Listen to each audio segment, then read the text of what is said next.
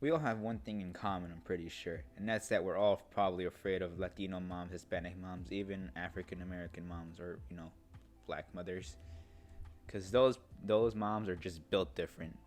I'm sorry, white kids, but our own generation, our own little, our own little group of our colored moms, which is Hispanics, Latinos, and blacks, are just built different. They're like, they will beat us senseless no matter what we do, and I feel like they disciplined us, and they kind of taught us some things too.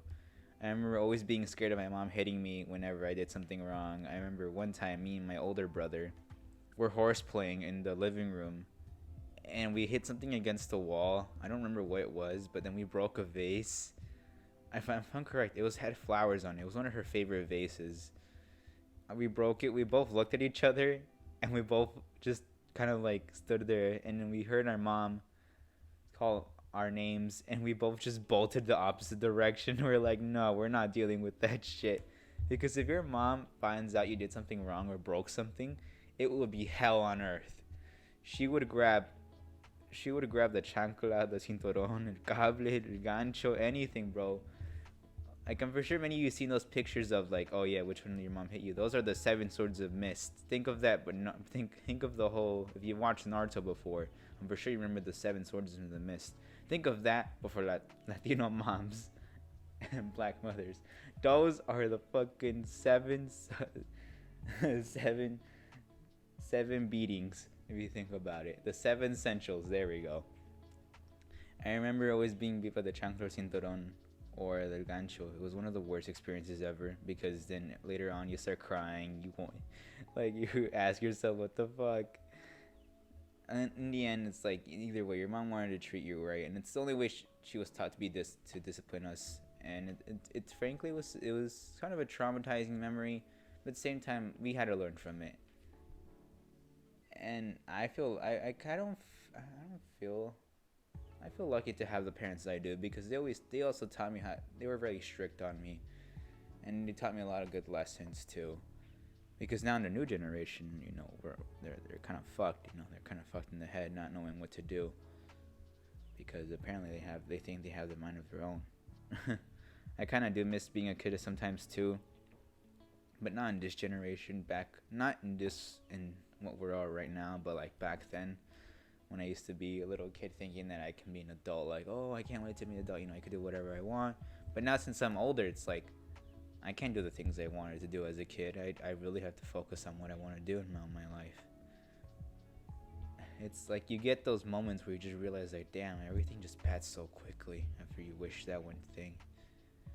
But my mom always treated me right. She always taught me how to clean. I never knew how to clean until I got my job as a janitor, and then I know how to clean more better. And then she started being happy by that, because now she can put me through different chores and whatever. I always hated also cleaning on Saturdays, because it was Saturday, I wanted to relax, and I always played her Mexican music, and I always wake up, and I always pretend to fall asleep, like, dude, I don't want to wake up. Or I remember going to laundry, and I was hating. I used to be on my iPad. Not this iPad I have right now. It was like a much older iPad. I sold it, that one. I really regret selling it too, because I think contains so many memories of my childhood. But either way, it was such an old iPad. I really couldn't do much about it.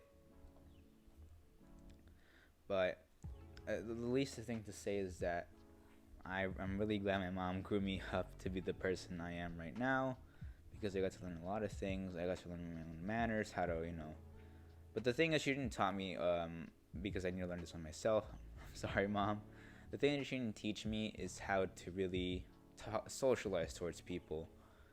Because my mom was very strict and overprotective, because I was the youngest, and they didn't really want me to socialize that much. And I guess that's how I became antisocial, because I didn't really socialize much as a kid. I really just stuck to myself.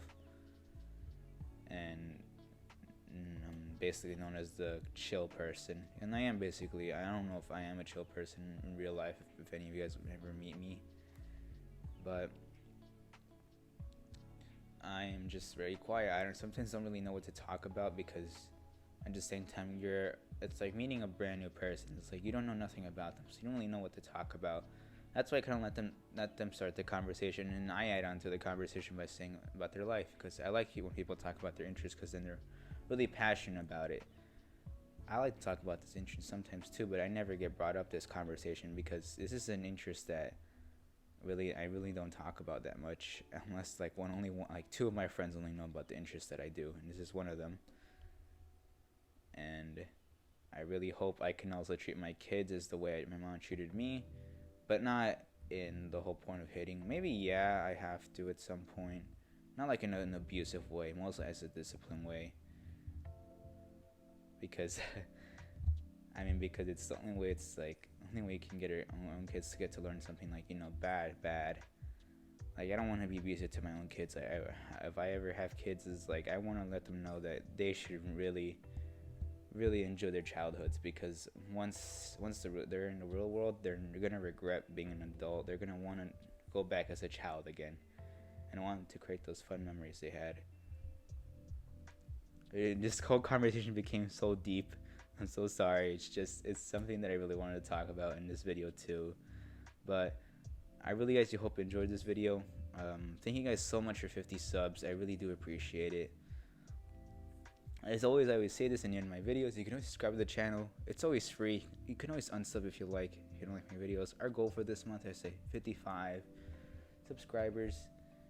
And I really love you guys. You guys are just amazing people. I really hope you guys can stick with me through the end and at least watch my success grow, because I cannot wait to tell people about my journey once I get more older and more successful off of this. But I'll catch you guys in the next video. Peace out, guys.